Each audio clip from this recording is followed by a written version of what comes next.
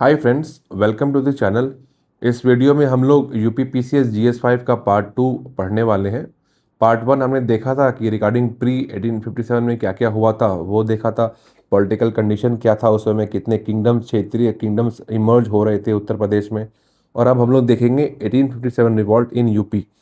तो इसके लिए एक कोट यूज़ करेंगे कि it was the first great national revolt, the roar of people long suppressed. ये it was said by historian RC Dutt ji. उन्होंने ये कहा था कि ये एक गूंज है, ये एक आवाज़ है जो लोगों को काफ़ी टाइम से दबाया गया है, सप्रेस किया गया है। और ये एक पहला ग्रेट नेशनल रिवॉल्ट था। इंट्रो में देंगे कि 1857 revolt was a spontaneous and wide spread rebellion uniting the peasants, landlords and the princess. ठीक है, ये हमने यहाँ पर लिखा कि स्पॉन्टेनियस था, वो तुरंत से हो गया था। और ये बहुत इसका जो उसका एक्सपेंशन था, ये बहुत ज़्यादा एक वाइड स्प्रेड था। एंड इसने पीजेंट्स को, जो एग्रीकल्चर में जो जो खेती किया करते थे, जो ज़मींदार हुआ करते थे, जो प्रिंसेस हुआ करते थे, उनको उसको इस रिवॉल्ट ने यूनाइट किया। ठीक है, it began on May 10, 1857 at Meerut and symbolized India's moral and the political awakening against the राज।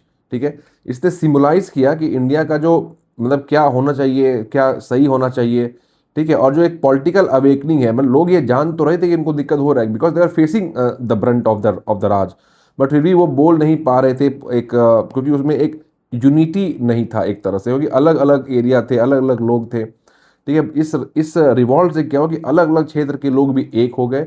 और उन्होंने एक फर्स्ट वॉर ऑफ इंडिपेंडेंस, जो कि वीडी सावरकर जी ने कहा था, उसको लीड किया।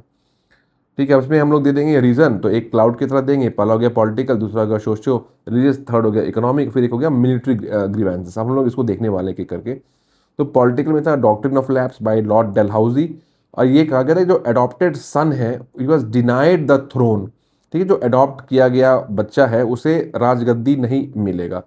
ठीक है, तो जो एग्जाम्पल था कि रानी लक्ष्मीबाई अडॉप्टेड दामोदर राव, और इन्हें जो झांसी की गद्दी थी वो डिनाई कर दिया गया था बाय लॉर्ड डेलहाउसी। तो लोग गुस्सा हो गए।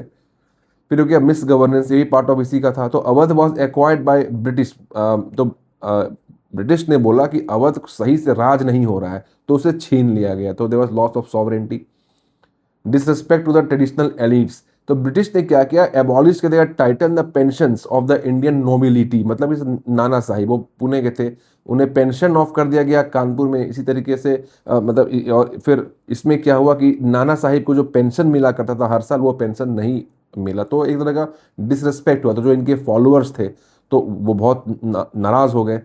फिर हो गया सोशियो रिलीज में एक फियर ऑफ कन्वर्जन, मतलब कि बहुत सारे क्रिश्चियन प्रीस्ट को डाल दिया गया था आर्मी में। तो फिर वहाँ जो इंडियंस थे in the army, they are very much in doubt कि क्या जो क्रिश्चियन प्रीस्ट हैं ये कन्वर्जन के लिए आए हैं।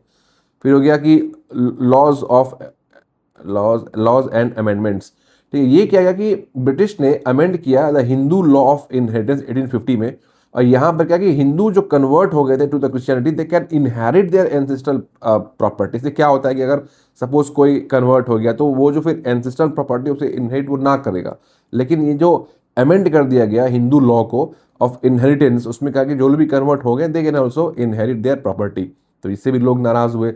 फिर हो गया कल्चरल इन्वेजन, जैसे कि सती को एबॉलिश किया गया 1829 में। इंडियंस चाहते थे कि ये हटे, बट वो ये नहीं चाहते थे कि इसको अंग्रेज खत्म कर।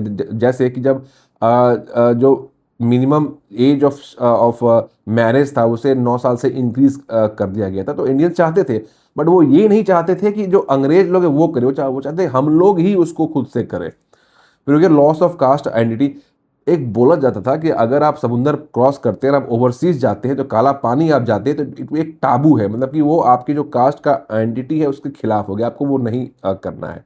ठीक है, और लॉस ऑफ कास्ट में आप एक बात, लॉस ऑफ कास्ट इसमें आप थर्ड पॉइंट आप ये भी कह सकते हैं कि जितने भी इंडियन सिपॉइज थे, अंग्रेज उन्हें पांडे ही पुकारा करते थे। तो ये भी एक तरह का था, भले ही वो अपने कन्वीनियंस के लिए करते हो, बट यहाँ पर थोड़ी तो नाराजगी थी लोगों में। चौथा था कि टेलीग्राफ एंड द रेलवे। तो ये भी क्रिएट तो किया गया था, बट अब चूंकि देखो वहाँ के लोग इनसे अनअवेयर थे, बट वो देखते थे कि रेलवे के थ्रू आर्मी जाया करता था, कोई पोर्ट हो गया, कोई पोर्ट से सामान लेकर के जाया करता था। तो उन्हें एक तरह का ये डिस्ट्रस्ट था, एक सस्पिशन था कि ये पता नहीं क्या ही ये लोग करेगा। तो समाज में एक अनरेस्ट, एक थोड़ा डाउटफुल एक कंडीशन स्प्रेड हुआ था। इकोनॉमिक कॉज में आ गया एक्सप्लोइटेटिव लैंड रेवेन्यू, मतलब बहुत ज़्यादा अंग्रेजों ने लैंड रेवेन्यू डाल दिया। इसके कारण से जो पीजेंट्स थे वो बहुत ज़्यादा डेथ में आ गए, और कभी कभी वो जब वो डेथ ना चुका पा रहे थे तो उनका जो एंसिस्ट्रल जमीन था वो भी जो जमींदार थे या जो अंग्रेज थे उसको कब्जा कर लिया करते थे। फिर हो गया रिजिड टैक्सेशन, कि ये क्या हो गया कि एकदम एकदम एक्सट्रीम था, मतलब कि छोटा छोटा सा उसमें मल्टीपल क्लॉजेस लगा दिया गया था, कहीं बहुत ज़्यादा था तो कहीं बहुत कम था, तो जितने भी स्मॉल ज़मींदार थे वो लोग गुस्सा हो गए। बड़े ज़मींदार यहाँ पर नहीं साथ में आए, क्योंकि उनका काम था कि छोटे ज़मींदार से पैसा इकट्ठा करना और ये अपना अलग से एक तरह से राज करेगा, बिग ज़मींदार। तो इन्हें तो कोई इशू नहीं था, बट ये जो छोटे ज़मींदार थे जिनका काम था कलेक्ट करना, वो उन्हें बहुत इशू हो रहा था। फिर हो गया एग्रेरियन डिस्ट्रेस। अब परमानेंट सेटलमेंट साल 1793 में इसको लाया गया। ठीक है, अब इसमें क्या था कि सनसेट क्लॉज था। अब इसके सनसेट क्लॉज के तहत जमींदार को उतना जो अमाउंट जो उन्होंने कमिट किया था वो देना ही देना था। अगर वो नहीं दे पा रहे तो उनकी जमींदारी भी जा रही थी। तो अब इस कारण से अब ताकि उनकी जमींदारी ना जाए तो वो बहुत ज़्यादा लैंड रेवेन्यू, बहुत ज़्यादा वो टैक्स चार्ज करने लगे पीजेंट्स के ऊपर में। रियोतवारी में अब ये कहा गया कि इसमें हम पट्टा देंगे, इसमें हम साइंटिफिक मेजरमेंट करेंगे, लेकिन ऐसा कुछ हुआ ही नहीं। महलवारी में एक गांव का जो जो जो, जो इस हेडमैन था उसको बना दिया गया। तो यहाँ पर भी देखा गया कि ये लोग बहुत ज़्यादा टैक्स इकट्ठा करने लग गए फॉर द ब्रिटिश, बट अपने ही लोगों के लिए ये एपेथेटिक हो गए। और यहाँ पर क्या होगी, जो लोगों का लाइफ था वो वर्सेंट हो गए, दे बिकेम पुअरर, है ना। Industrial decline. अभी उस समय का जो एक ट्रेडिशनल इंडस्ट्री था वो क्या था, वो था हैंडीक्राफ्ट का। सपोज आपको आपके पास लकड़ी का एक कुर्सी है, वो बहुत अच्छे डिजाइन से बनेगा, कोई तरह का ऐसा लकड़ी का या पेपर का कोई सामान हो तो हो गया हैंडीक्राफ्ट। ठीक है, वीविंग हो गया। तो अब ये क्या हो गया कि ये डिमांड कौन करते थे, वही जिनके पास पैसा था। उनके पास जिनके पास पैसा था वो कौन थे, वो राजा थे, वो वहाँ के जमींदार हुआ करते थे। लेकिन जब जमींदार ही नहीं रहे तो फिर अब इनका क्या काम होगा, फिर ये किनको सेल करेंगे। तो फिर ये लोग भी अपने काम से हट गए, and it led to the industrial decline of India. One way free trade policy, इसमें कहता है कि ड्यूटी फ्री इंपोर्ट आएगा, मतलब कि जो भी सामान बाहर से आ रहा है इसमें कोई टैक्स नहीं है, मतलब कि एकदम आराम से आप आओ यहाँ पर आप बेचो। लेकिन जो यहाँ से जो बन के जा रहा है इसको इंग्लैंड में हैवी टैक्स देना पड़ रहा था। आप सोचो, यहाँ से वो चीज़ जा रहा है 100 रुपये में, अब इसको टैक्स देना पड़ जाएगा, अब इसको इसको 100 रुपीज़, ठीक है, बेचने के लिए। तो अब यहाँ टोटल हो जाएगा 200 रुपया जो उसको देना चाहिए, बट इतना तो उसको मिलेगा ही नहीं। ठीक है, तो यही हो रहा है कि जो इंडिया था वो एक्सपोर्ट कर ही नहीं पा रहा था। एक तो बोले उसका उसका कॉस्ट वो चलो किसी तरह से मैनेज कर भी लिया, उसको टैक्स भी वहाँ पर अलग से अब पेमेंट करना है ताकि वो एक्सपोर्ट कर सके। अब फिर जब वो मार्केट में जाएगा वहाँ पर ऑलरेडी वही सामान सपोज 50 रुपीज़ में मिल रहा है, तो क्या फ़ायदा हुआ। और फिर अगर वही सामान इंग्लैंड का सामान अगर इंडिया आ रहा है तो नो बैरियर, कोई आराम से आप आओ, आराम से आप बेचो। तो यही हुआ ना कि one way free trade policy. तो इंडिया क्या बन गया, बस एक रॉ मटेरियल सप्लायर बन गया। यहाँ पर से कॉटन वगैरह बेचता था और वहाँ से कपड़े बन करके आते थे। इंडिया को फोर्स था कि वही कपड़े ही आप खरीदो। वही बाद में ना महात्मा गांधी जी ने बोला खादी आप पहनो, स्वदेशी आप पहनो, ताकि इनका ये मार्केट ही गिर जाए।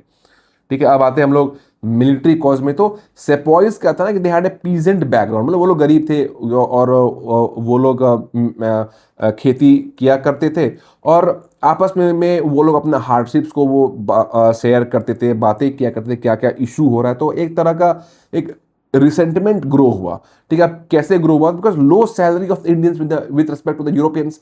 अगर एक ही रैंक के इंडियन है और एक ही रैंक के यूरोपियन है तो भी इंडियन लोगों को कम सैलरी मिला करता था। फिर एक आया general services enlistment act of 1856। इसमें क्या कहता है कि it force the sepoys to travel overseas, जो कि एक टाबू था।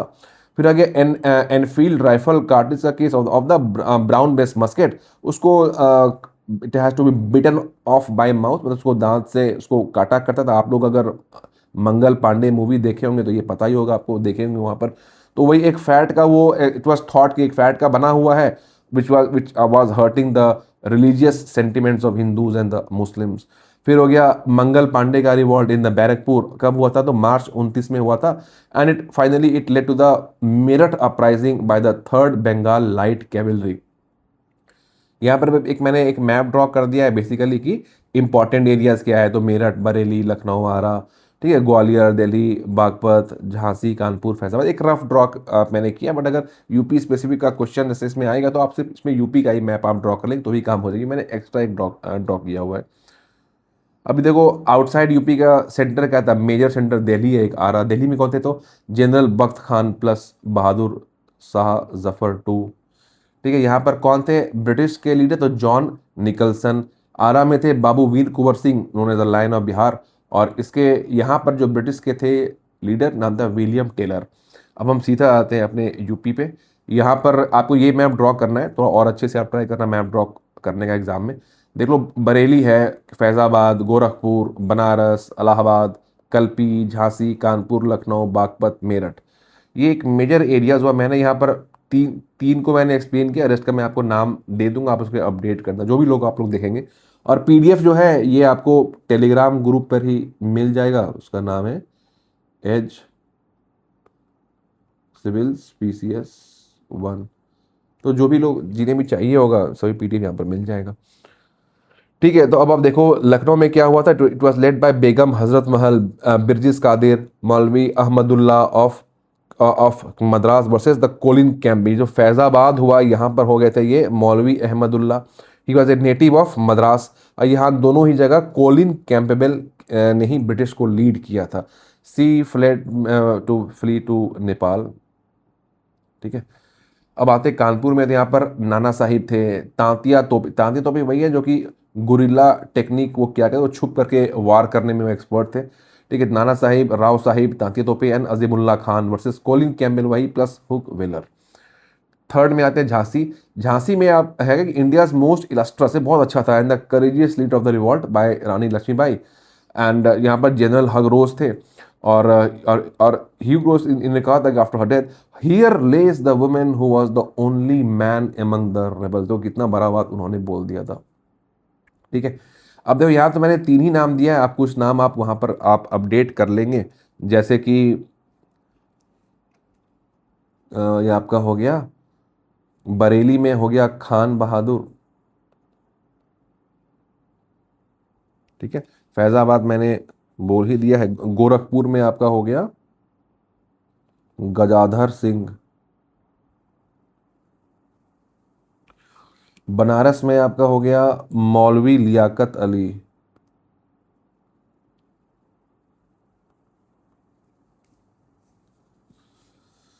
ठीक है, आपका मेनली तो देखो तीन ही था ज़्यादा करके, जो जो आप एग्जाम में अच्छे से आप लिख सकते हो, तो टाइम रहेगा भी नहीं। ठीक है, तो थोड़ा मोड़ा आप बस लिख देना, वो काम आपका हो जाएगा। और अगर एक्स्ट्रा में और अब आप अगर लिखना चाहो तो ठीक है, वो आप अपने से भी आप लिख सकते हैं। ये तो पता ही है, कानपुर हो गया, झांसी हो गया, लखनऊ हो गया, मेरठ का भी बता ही दिया था। एक आप बागपत आप लिख सकते हैं, यहाँ पर शाहमल थे।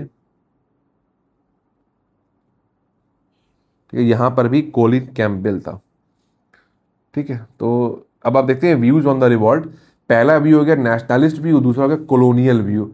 अब कॉलोनियल कहता है ये अंग्रेज क्या सोचते थे, वो कहे कि ये एक सिपॉय म्यूटिनी है, सेट बाय सर जॉन सीली।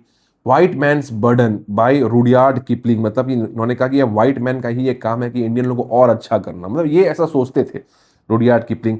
एक आया था मार्शल रेस थ्योरी, ये बाय द पील कमीशन दिया गया था कि इंडियंस आर इन्फीरियर। ठीक है, वो बहुत नीचे हैं हम लोगों से। इंडिया में क्या था कि it symbolize the Hindu Muslim unity, inspiration for the future leaders, जैसे कि महात्मा गांधी हो गए, सुभाष चंद्र बोस हो गए, एवरीवन, अरविंदो घोष जी हो गए। दे ऑल बिलीव कि ये जो 1857 का रिवॉल्ट है एक बहुत इंपॉर्टेंट माइलस्टोन रहा था इंडिया की हिस्ट्री में। और वहाँ से वो लोग इंस्पायर भी हुए थे और आगे भी कंटिन्यू किए।